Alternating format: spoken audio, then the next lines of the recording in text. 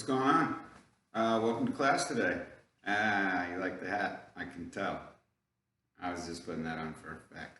Okay, this lecture, what we're talking about is, if you've looked at it in Blackboard, there's a chart, and it's called a Culinary International Cuisines Identification Chart. And it's one of the most helpful tools. At the end of the day, what we're not trying to do this quarter is just look at, okay, we know Chinese food, or we know Thai food or something like that. What we want to be able to do is really throw a dart at this map and really make a good effort and really be able to tell what that cuisine probably looks like. So it's going to increase our toolbox past just the countries that we're going to spend time in. And if you looked at that chart already, you notice that it's broken into 6 categories: religion and social class, indigenous ingredients, techniques and technology, historical influences, geography, and topography. And through looking at and that's what we use to go through most of our lectures. And when we study a cuisine, it's the best place to start. So I'm just going to run through that chart real quick and leave the 2 most exciting parts for last. Sound good? First, when you look at religion and social class, religion actually creates social class in a lot of different countries. But for example, if you look at cuisine of the Middle East, where they're largely Islamic, well, it means a whole lot more than don't eat pork and don't eat alcohol. But where we're concerned, we know that they don't eat pork and they don't eat alcohol. They were largely nomadic for a long period of time, moving across the land back and forth. And so their protein has to be something that travels with them. You can't do that with cattle. You can't do that with chickens. But you can with lamb. So you got a whole bunch of sheep. You say, hey, you guys ate everything. Come on, let's go. So just so happens that lamb is the preferred meat of the Middle East. But again, the religion structure of the Middle East tells them you're not allowed to eat pork and you're not allowed to drink alcohol, which is interesting because Greece is right in the middle of the Middle East, and that's the home of Catholicism. They're hanging out, eating pork, drinking alcohol, stuff like that. And then you got India, which is a large country. I'm supposed to be using my lemongrass pointer right there. And their primary religion is Hindu. And if you know anything about the Hindu religion, no beef. Beef's considered sacred. Through the process of reincarnation, you might actually be a cow one day. And they use the products from the beef. They use the butter. They use the dairy. But you know, something's trying to remind me later. There we go. But no beef.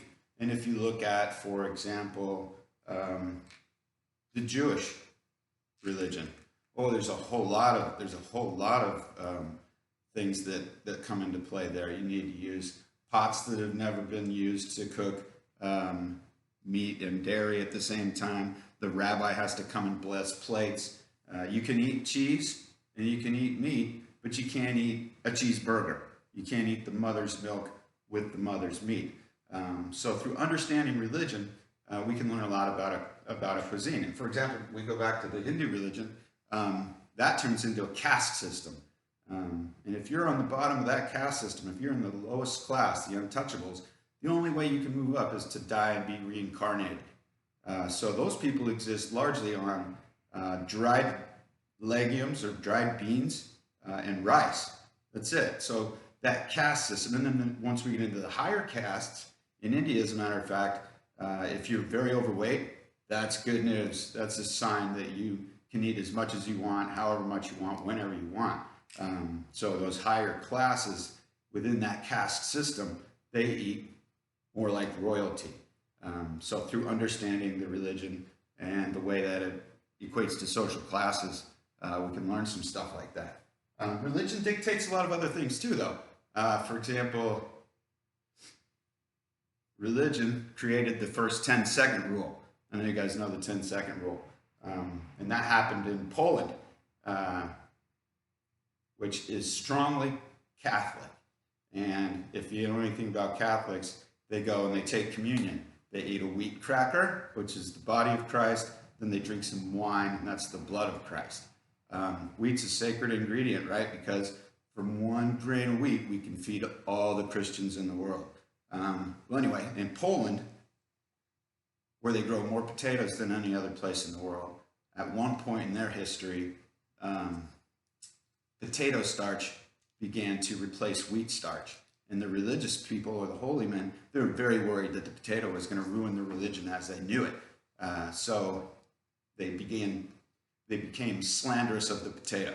And they said, down with the potato, down with the potato. And that process elevated the importance of wheat to the point where if you had like a piece of bread or something like that, and you dropped it on the ground, and it was made from wheat, you would pick it up quickly, 10-second rule, pick it up, kiss it, and then hold it up high to the heavens in apology. And then it was blessed and then was okay again. One more religious aspect, if you look at this area's China over here. Actually, I forgot to draw Japan.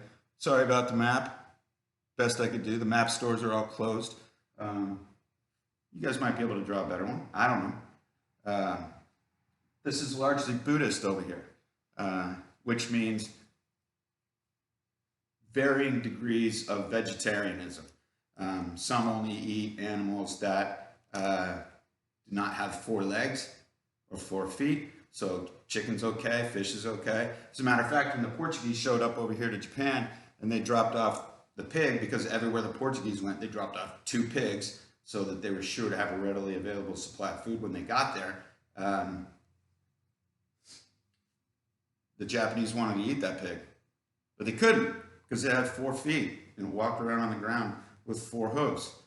So they renamed it. They renamed it the mountain whale, essentially turning it into a fish, and then it was okay for their dietary restrictions. But anyway, so religion, we can learn a lot about a cuisine if we simply know what the religion is. The next one, indigenous ingredients. Sometimes it's easiest to think about what's going on in the United States because that's what we're familiar with. And if you think about some of the indigenous ingredients for the United States, well, the most important one, corn, which is interesting to me because I argued with somebody for a long time. I couldn't believe that the Italians over here were waiting for Cristo di Colombi to bring back some corn so that they could make some polenta. But corn is a big part of what we do. Potatoes and chilies grow around in this area of Peru. They're actually, and then you have Ecuador, which is right around here somewhere, which is the home of the spicy chili. So obviously their food's gonna have a tendency to be spicy. But when we talk about geography and topography, we'll talk about that some more. Rice is an indigenous ingredient to this area of the world. So it makes its way into the food. So if you have some understanding of what the indigenous ingredients are, those are always gonna be there. So techniques and technology, yeah, that changes the way people cook. Some progress, some not so much. Look at the Chinese or the Asian cooks. They all use woks. They have been for thousands of years, considered to be the most perfect cooking vessel, right? You can cook stuff down in the bottom. You can cook it up on the sides at the same time. Different stuff if you're really good at it. It uses heat, maximizes heat, uses a small amount of heat, but really spreads it out on the pan because of the shape of the pan. So they don't need as many resources to cook some food. That's never going to change. But if you look at some of the ovens that we have now at school, the one in Kitchen 3, it's got buttons on it. You can actually find a picture of a Peking duck and then just throw your duck in there and turn it on. Find a picture of a chocolate chip cookie. Just push it. There you go. So that's changing the way we cook here. Look at techniques and technology in India, for example. I drew a little picture. It's terrible, but it'll work. I don't know if you guys know what that oven is, but that's a tandoori oven. It's a clay oven.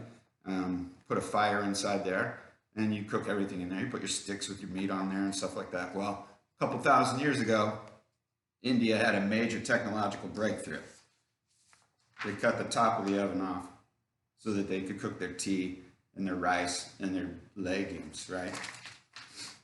Speaking of techniques and technology, I don't know if you noticed what's supporting my map. A couple rolls of toilet paper. I know it's hard to come by right now. We're talking about India. They haven't gotten there yet. No toilet paper in India. Got to use your left hand. That's another lesson. I'm going to make that a little bit bigger. Okay. So techniques and technology, or the lack thereof, will always dictate how we cook and what we're able to cook. Look at sous vide, for example.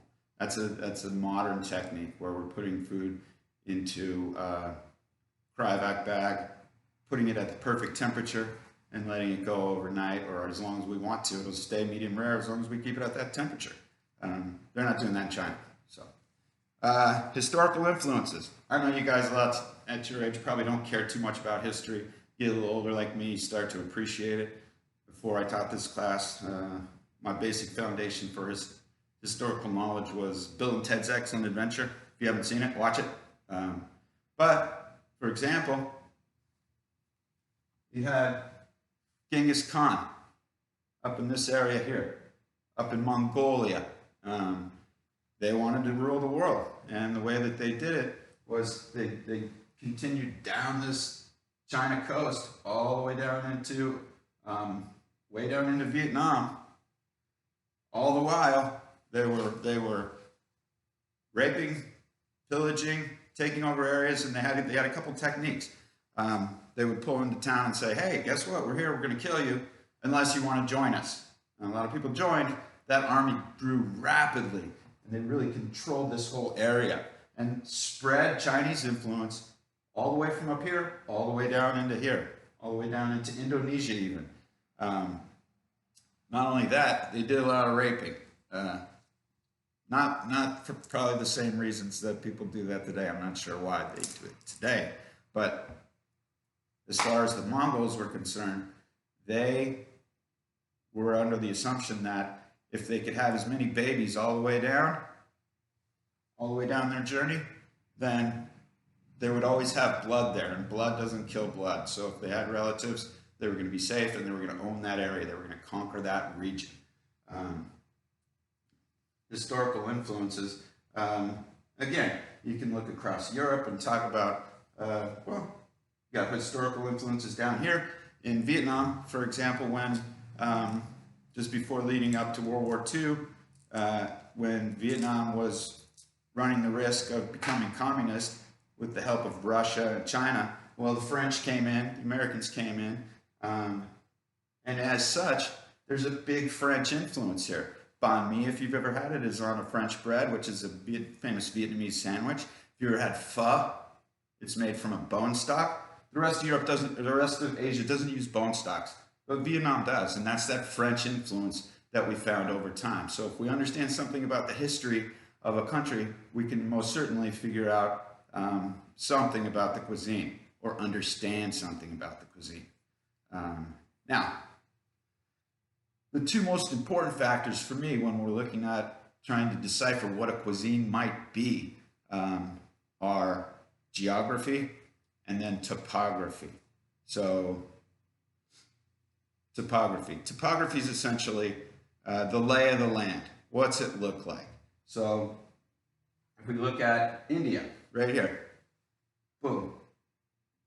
Well, those are supposed to be mountains on the top. That little green part right there, those are mountains. So that's a topographical feature.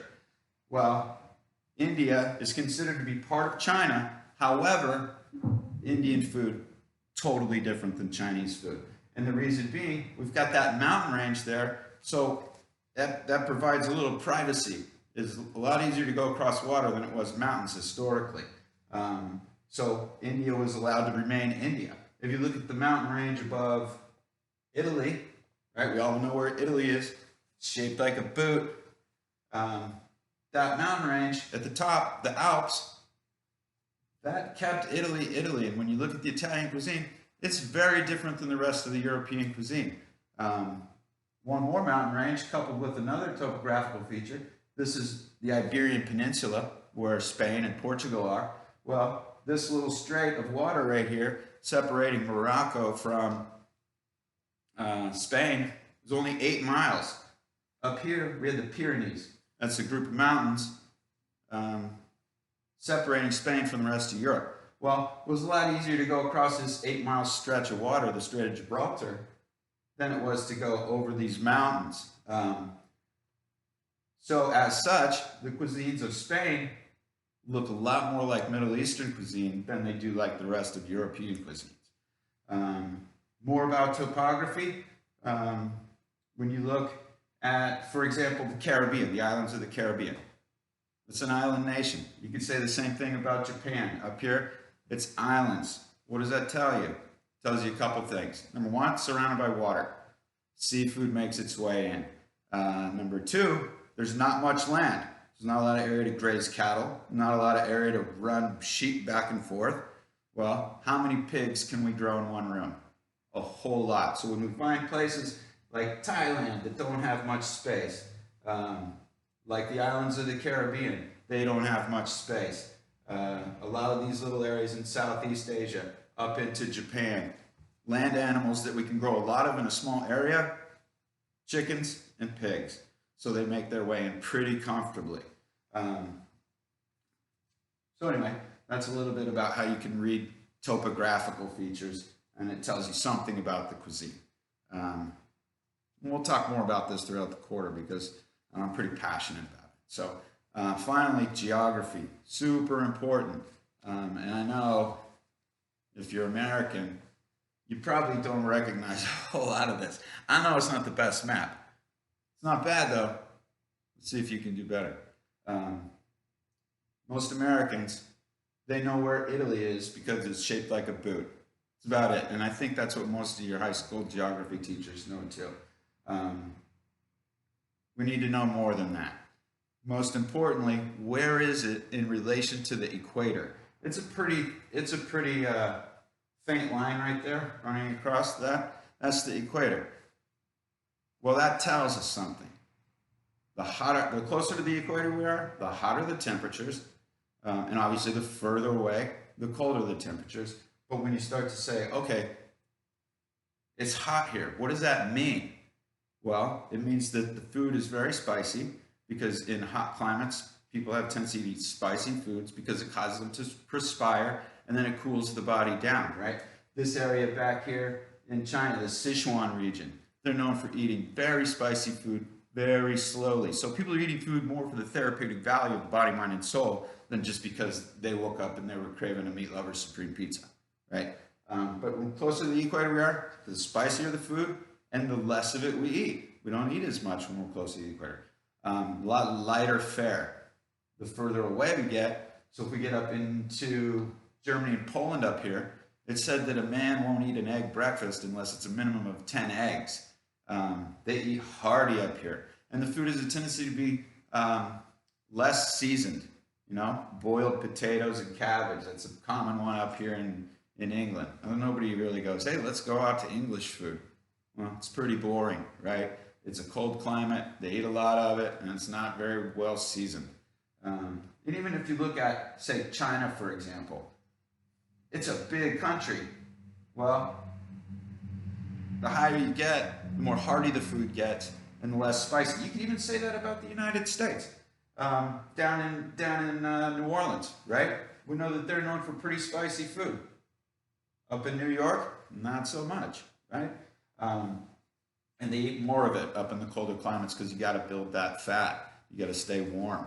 Now, more importantly, when you start to look at the equator and you go, okay, what kind of vegetable sets are we looking at? Well, it's interesting when you look at it like this.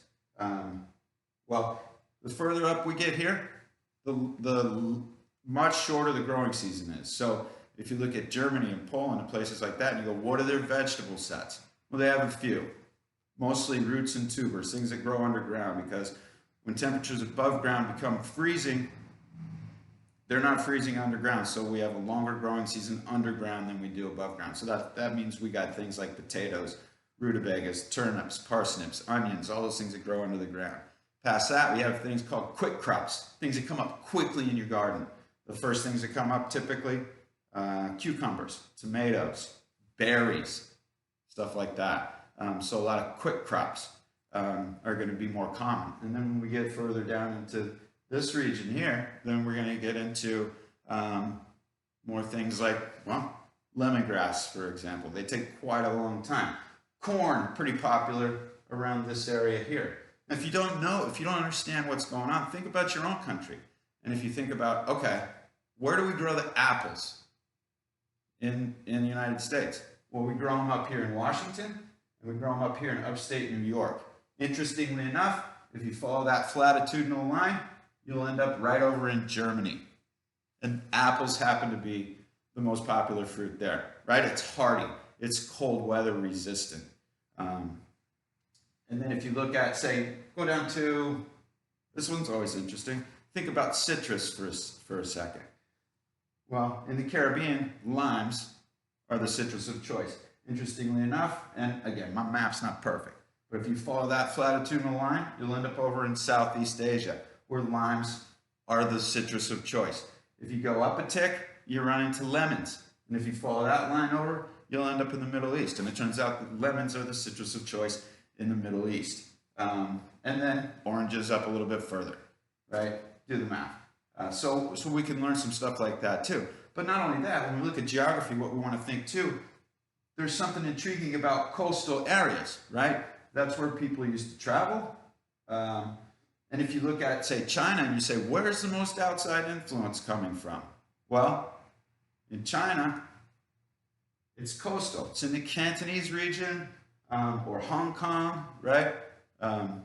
Because that's where people drop stuff off and that's where people pick stuff up. So whenever we say, well, where's the most outside influence in the United States? It ain't in Oklahoma, that's for sure. So think about that a little bit as well. One more historical count that I find interesting, maybe you do, maybe you don't. Many years ago, when the Jews were being persecuted, again, that was because of the Black Plague, right? And interesting story, because the Christians, they were doing everything they were supposed to do, and they were going to the religious leaders and said, hey, we're doing everything. We're praying, we're drinking our wine and eating our crackers, whatever they're doing. And they said to the religious leaders, why are we dying still? And they didn't have an answer. So they said, it's the Jews. The Jews are poisoning the wells. And so then they ran the Jews out of their area.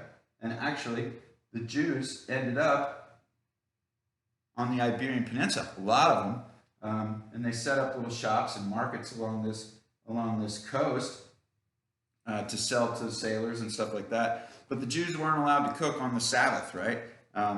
That's the day they're supposed to rest. They don't do any work. So if they wanted to eat on that day, they had to cook something the day prior.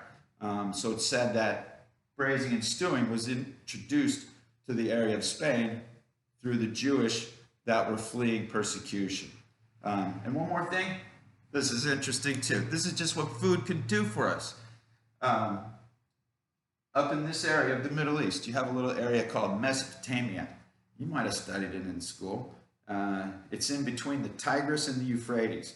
Anytime we see rivers, now back to topographical features, when we see rivers, we find fertile land, fertile soil, and we find travel and export. So those are comfortable places. People want to be by the river. This area of Mesopotamia, in between those two rivers, is where the Middle Eastern people finally said, hey, wait, we don't have to be nomadic anymore. We'll stop. We'll grow some stuff here. We'll grow wheat, right? Wheat's important. Because they grow the wheat there, wheat was sustaining life. Wheat was important. So because of the wheat, they had to develop what was the first army to protect the wheat.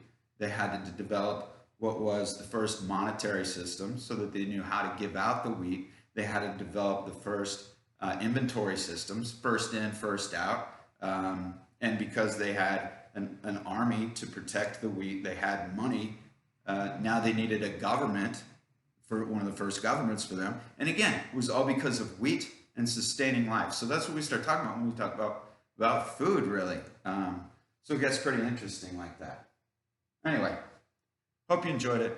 And I hope you think about that stuff. I mean, all that stuff's really easy, but you just never really think about it until somebody says, hey man, check this out. So take care. Till next time.